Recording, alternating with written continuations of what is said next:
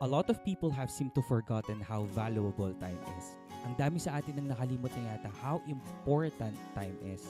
And I get that we get occupied for different reasons. Pero naniniwala pa rin kasi ako na if you really value someone, you're gonna make time for them. And for those people na binibigyan naman namin ng oras, you should also know how to respect our time as well.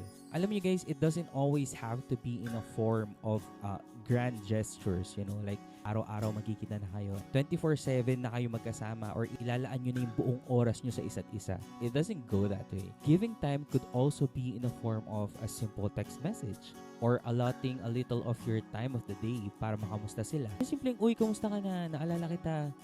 Sana okay ka lang. Yung mga maliliit lang na ganung bagay, I think it could make an impact to a person. Giving time to someone tells a lot of things.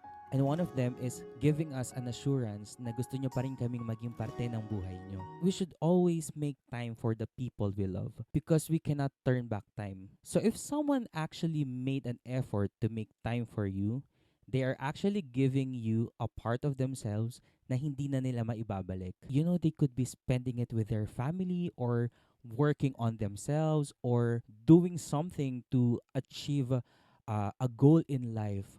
Pero if they opted to spend it with you, I think that is something precious. So as cliche as it sounds, time is really gold. Make time for people you love. Respect other people's time. And tomorrow is never promised, so we should always make the most out of it. This has been Abit Bradley, guys, na nag-iiwan ng mga katagang. Don't forget to do something good today. Bye, guys.